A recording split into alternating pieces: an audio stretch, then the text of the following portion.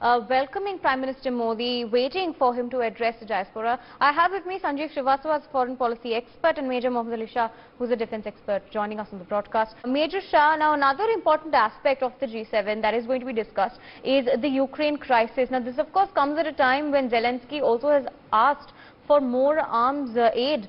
And talking about the military help and the military action that the G7 is going to take, there are talks saying that there is a possibility of the G7 announcing fresh steps against Russia.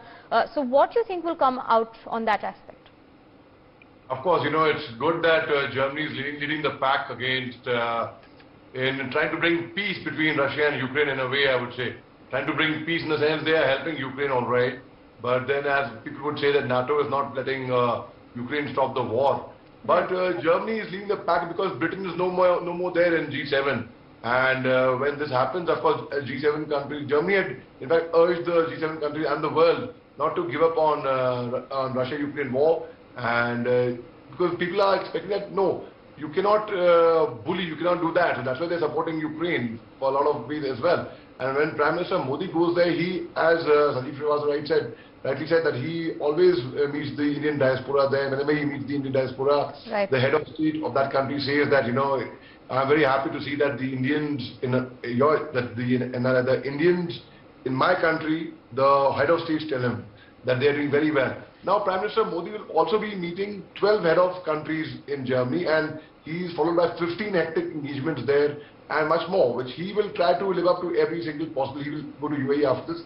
But now, as you rightly said, when the G7 countries are actually trying to bring in peace between Russia and Ukraine, let's wait and see what happens, because they've said not to give up. And at the same time, Ukraine is being fed with arms and ammunition and such things from the West.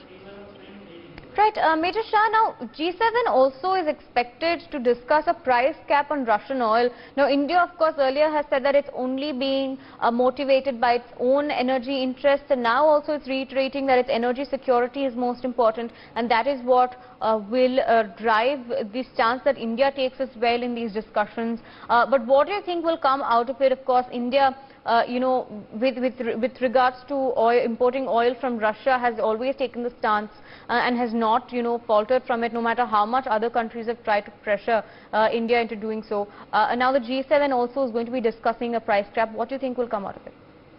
Of course, now that the G7 also would be discussing a price cap, and India being a part of it, and India would be discussing over there. Well, India has not faltered about, India has still been taking oil from Russia, and no matter what other countries try to interfere. I think it can be a good start for other countries also to follow, because they also realize, they also know somewhere or the other they are feeling the pinch of the cap of not taking oil from Russia. So I think that the cap could be open over here and slightly, and they would realize that because the war is going to go on, it's going to go on for longer perhaps.